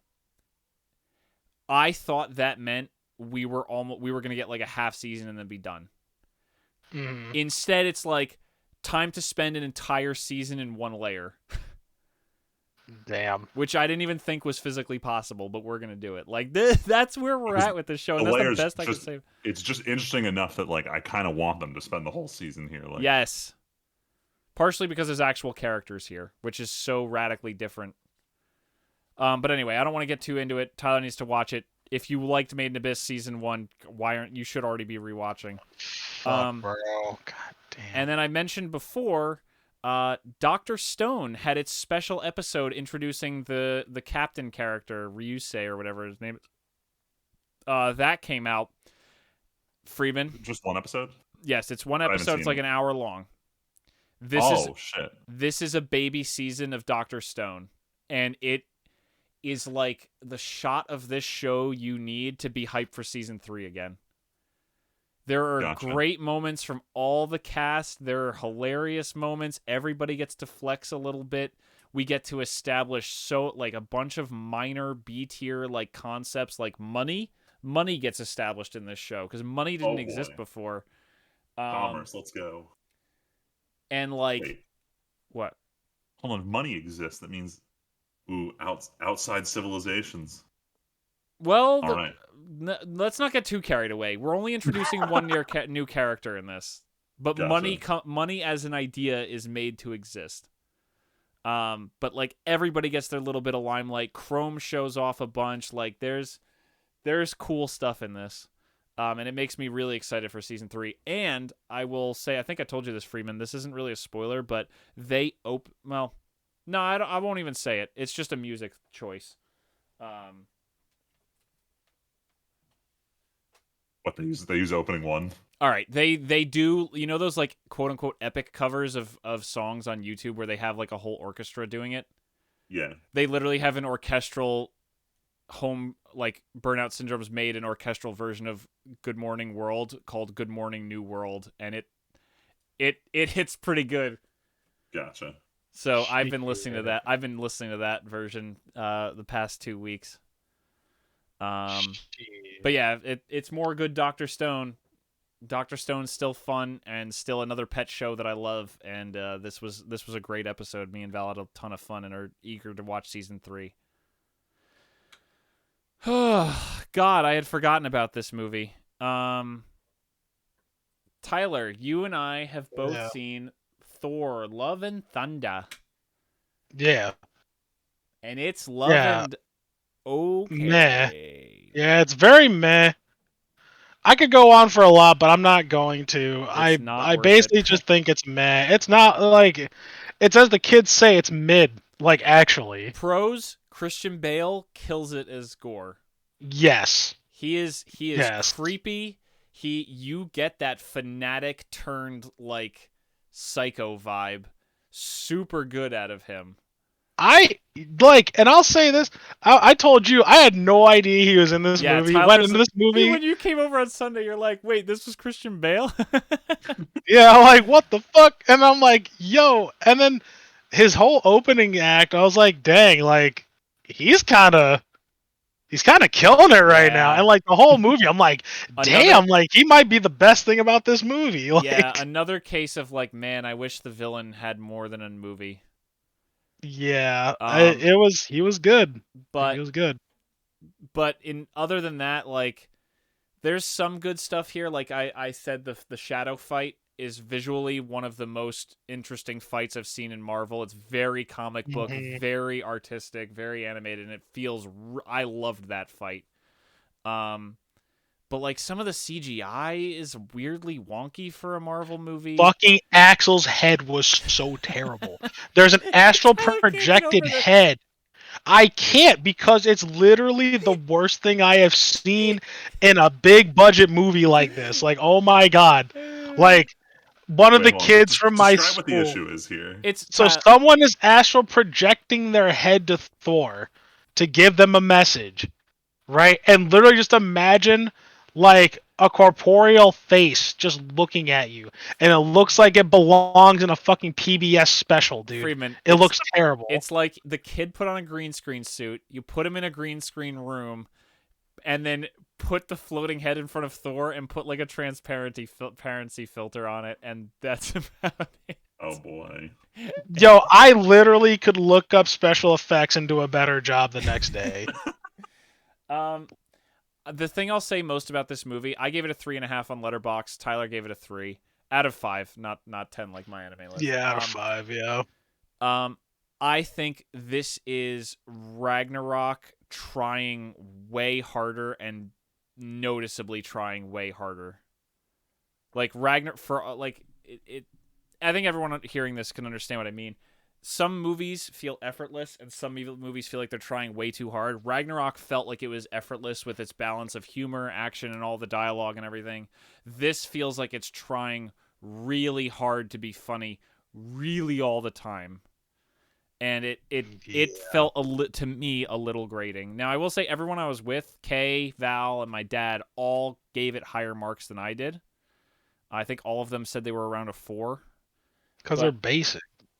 Whatever. I can't get there. I was a little put off by like I said, some of the jokes and everything. It felt like they were trying, and like Russell Crowe is like fat, frumpy Zeus. Dude, I'm like, come on, like I cannot get the whole thing believe of the Maximus gods being lazy, but yeah, you get Russell Crowe, the gladiator, to walk out as Zeus, and he's just wearing a fat armor suit and like. Dude, that wasn't a fat suit. Man, imagine if the after I hate credit to scene tell had been you him that. instead. That would have been sick. How cool would that have been, Tyler, if he was the guy in the after credit scene? Wait, now I feel like I'm missing something. If he was the guy that Zeus is talking to in the after credit scene?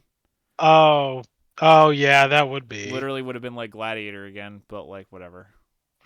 We got to move on. He's got big To let Robert this Baratheon sky energy. fall.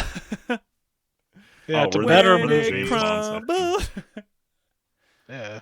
So we watched Skyfall in our attempt to keep getting Friedman through the Craig Bond movies. And I'm enjoying it. Still super banger. I think I'm watching the Bond movies in this strange back and forth of watching the Craig ones and then at the same time also watching other classic Bond films. It's so different. So like it's very weird. Like if we had just gone and did Casino Royale into Skyfall and I hadn't stopped and watched Goldfinger in between, when the name Monkey Penny gets or Money Penny gets thrown off, Monkey Penny, jeez. Sorry, I need to explain why I just said Monkey Penny. I'll get back to that. When the name Money Penny gets thrown out there, it has some meaning to it.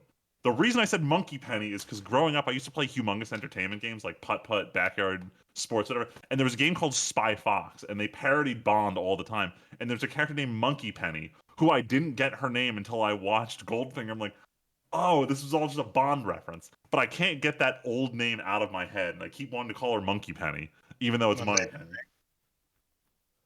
Amazing. God, I can't let that slip. Anyway, point is, since watching Skyfall, I watched GoldenEye. And all in all, I'm enjoying the Bond experience in this weird, bastardized watch order I'm coming up with. The Bond experience. Yes. Of just what an picking random ones to watch. But I think my brother and I agreed this is the only, or at least GoldenEye is the only Pierce Brosnan one we're planning on watching until we like loop around through all the other good ones. The rest are okay. That's what I heard. But I needed to at least watch GoldenEye, and I didn't realize the sound effect from the video game is all over the soundtrack to GoldenEye the movie. Yeah, it is. Like that, there's that one sound effect, which I think it's just like a slowed down cymbal or something. The point is, hearing that sound during the movie was just giving me that huge wave of nostalgia. Yeah. It's pretty good. Back to Skyfall, though. Rewatching it for the first time in years, this is still such a good movie. I forgot so much of the pieces of the plot that lead to the end, and like none of them are boring. Like Javier Bardem is still one of the best villains in all the Craig movies. Like, I still get chills when the fucking scene of him talking to M in the cell. And it's great. Oh my god. Man, I when this movie came out, I was obsessed with it because I was like, yo, this is probably Like, fuck this being a James Bond movie. Like, this Yeah. is actually a really good fucking Yep, movie. like the whole dichotomy of him being what James could have been. Like you could see a world where James ends up like this, like like literally he could have been like, instead of going off to drink with scorpions on his hand, he could have been like, I'm done. I'm gonna set up my own thing and build an empire. Yeah.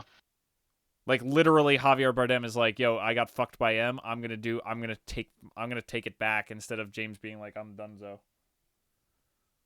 Yeah, yeah, literally what you just said. Like, oh, I could have, instead of going and drinking with scorpions and doing all this shit. The like, funniest thing is still when Javier grabs his knee and is like rubbing it, and he goes like, "What makes you think you're my friend?" yeah, Shit's so funny. Man, we gotta race through these. Holy fuck! yeah, I'll y'all. go fucking fast in the take next I don't know hella what all fucking this stuff time. is. So real quick, the same weekend I watched Goldeneye, I was just on this movie binge with my friends. So they were all falling asleep. They're like, "Quick, pick a movie that you haven't seen, but all of us have." So I'm like, "Well, you won't shut up at Spider-Man. I'll start the new Spider-Man movie." So I watched Homecoming for the first time. Very weird seeing a movie with Tony Stark in it that I hadn't seen before. All in all, good movie. I was completely shocked they didn't even lead into explaining anything about Spider-Man's backstory. They're just like, "Fuck it, you know who Spider-Man is. Let's tell a story." I commend them for that. Yes. Very good. Absolutely.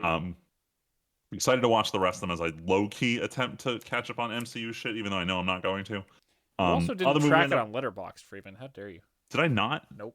Yeah, what the thought fuck I did. is Skyfall's your wrong latest with you? movie. I definitely entered it on my phone. You also on the didn't. app. I You wonder if also it's didn't not put the same. GoldenEye. Because I know I put GoldenEye in. What is this bullshit? Anyway, What is this and bullshit? the next one I watched was Top Gun, which I hadn't seen the original ever. And everyone I know, I was like, "Oh, do you want to watch it?" And everyone was like, "Well, I've already seen it." So we finally sat down and watched it. This movie is gayer than I thought it was going to be. Just Yeah. say that. Yeah, Um, I literally have been saying this.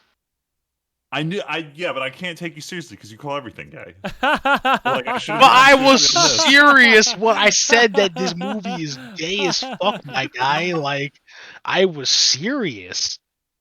All in all, this is a good movie. I did have one actual serious problem with the movie, and it's just because of Goose, no.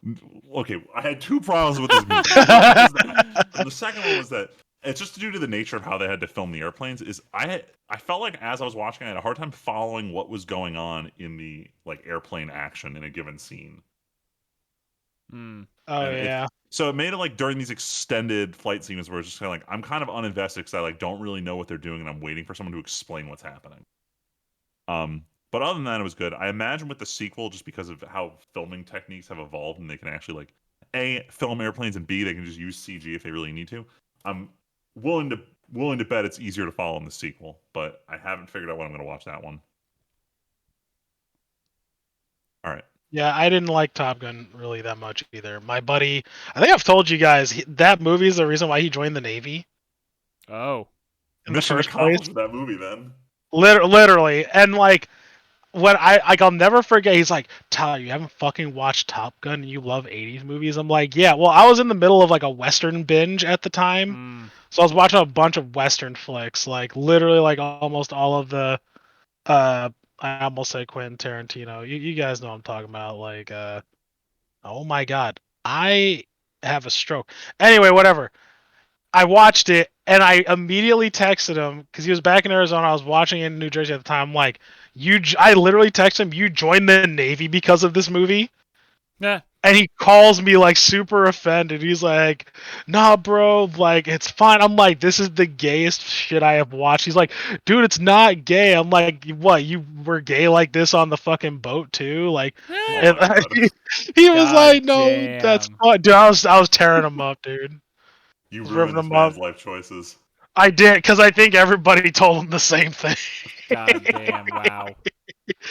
Oh my god. I was like, I met him through another buddy of mine who they served on the same ship together.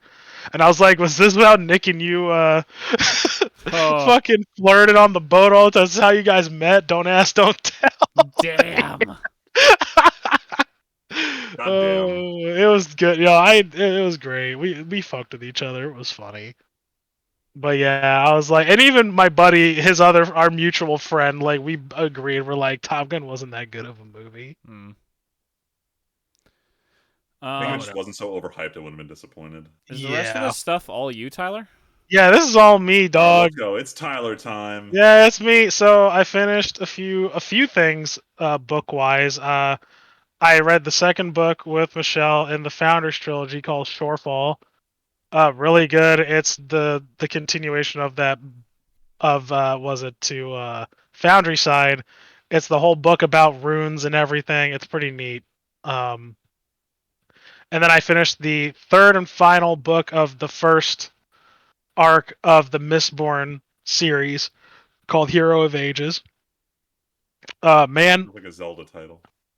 yeah, right. The Legend of Zelda Hero of Ages, not Oracle, not Hero of, or is it? No, that's Seasons. Whatever. I'm thinking of the Game Boy games, but Yeah. yeah, no, it's pretty good. Like it's very consistent. Uh, other people were trying to get me to read this series for a long time, and I kept putting it off. Michelle's like, "You need to read this book." At the same time that my old roommate sent me this trilogy to read for Christmas, and I was like, "Fine, I guess I'm reading this." I guess I'm reading. Actually, I didn't read it. I have to come. I did listen to this. I listened to it on audiobook. Hmm.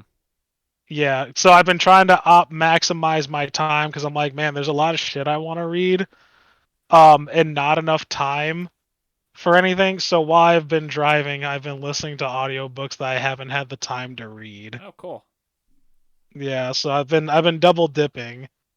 So I read those. I'm actually looking for something else right now to listen to. I have to look at my bookshelf, but yeah, I mean it's pretty good. I read a few novellas. I read the first two stories. I didn't write them down here because I forgot. The first two Murderbot Diaries. Tim, you might like these. It's pretty Oh, funny. the title. Yeah, it's about this security droid that was able to hack his system that makes him like controllable.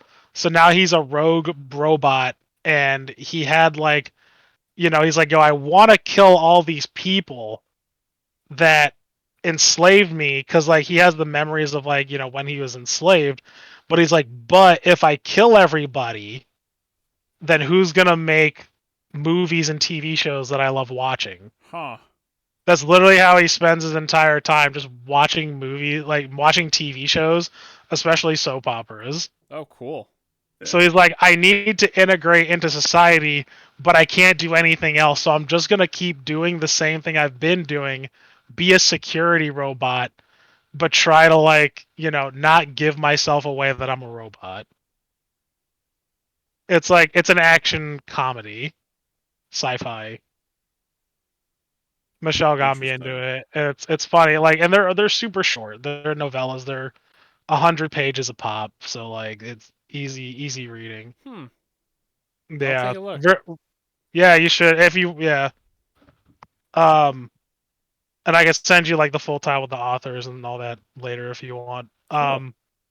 I also read, speaking of novellas, Dresden Files came out with a new thing, or Jim Butcher came out with a new thing. It's Tim, literally did you read pathetic. this? I haven't let. It's pathetic. I Yeah, haven't read it I yet. know you didn't read it because we would have talked about it by now, but you haven't. I know. It's pathetic. Honestly, though, Tim, you can honestly wait on it. I didn't think this was that good. I know, but I want to. I want to read it just because it's Dresden. I want to read it. You know what? I feel you. It's actually very weird because I always thought Jim Butcher in these books, his pacing has always been very good, and even his short stories. I think his short stories are great. Something about this novella, the pacing just felt off. Hmm. Dresden felt super off, and not he's not acting his character, but I don't know, just the stuff that he does and says just felt kind of off. Hmm. I can't really put my finger on it. I'm sure It we'll was talk about it more next time when I've read it because I definitely want to read it. yeah. When you read it, I would definitely like to talk to you about it because I felt a certain type of way by the end. I was just like, well, this just felt like it was a whole bunch of nothing. Like Mhm. I felt like I got more substances out of his short stories Gotcha. than Okay. I did this. Yeah. Interesting. Yeah, so I don't know. It's a new content's always welcome. I still don't feel like I wasted my time reading it. It was fine. But I definitely don't think it was the best thing he contributed to this series. I will say Gotcha. for the viewers mostly. Yeah. As far as movies go, I saw Lightyear. That's the only thing different that I didn't see from you guys lately. What do you think? I enjoyed it. I thought it was actually like a fun, like I wouldn't call it a banger or like a.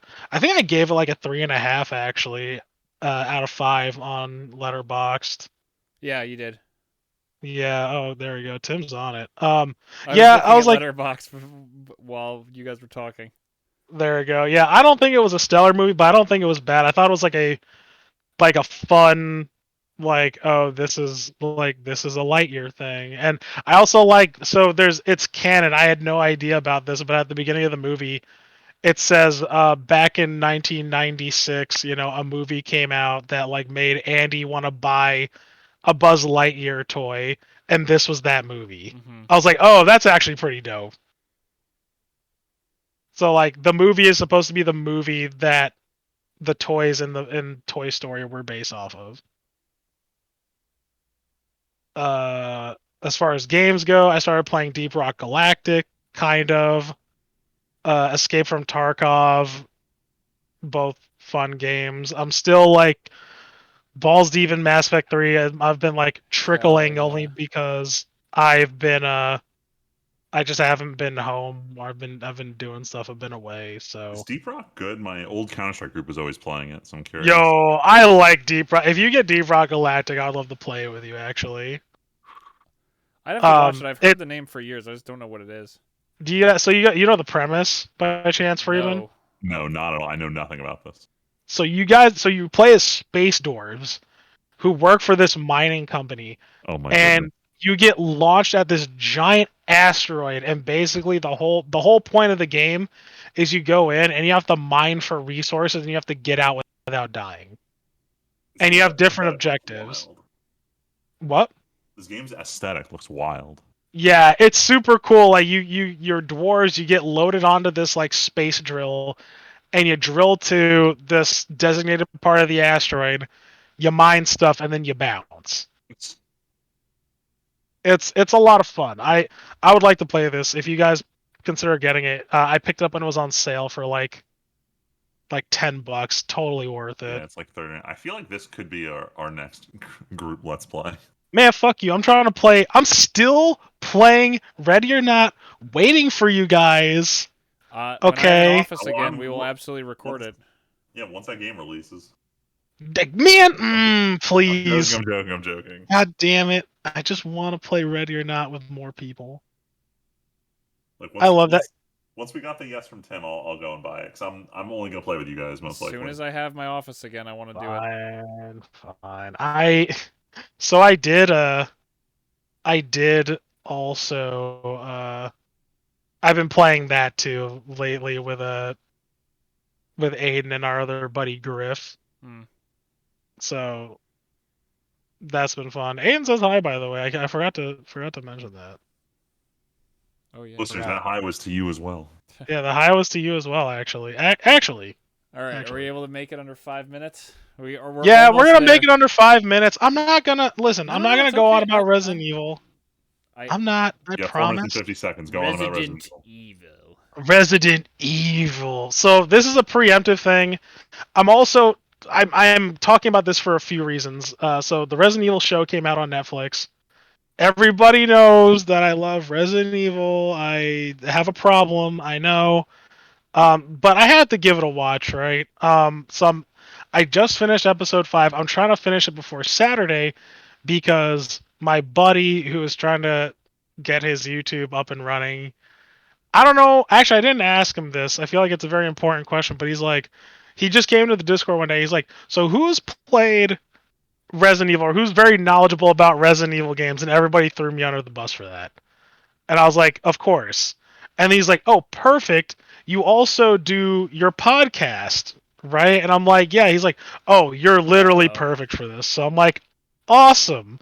So There I'm going to his apartment on Saturday, and I'm gonna talk about, Resident Evil, the Hell Resident Evil, yeah. and how I feel about it. And and Aiden will also be there talking about it. So there's that. So if I don't know when it's gonna be. I'll probably wait to shamelessly plug myself, you go. plug my friend when it like probably by next time. Hopefully I'll have it up. Yeah, once But it's when out, it's then you can give them the video name to look for. yeah, I'll give that. So you guys can see my beautiful, stunning face on screen. Ooh, for the first time. But yeah, But long short though, it's fucking garbage. Don't watch it. Don't do Damn, it. Do yourself a fucking favor and stay away. damn. Lance Reddick, the guy who plays Albert Wesker, is the only good thing about this show, and he can't even save this shit.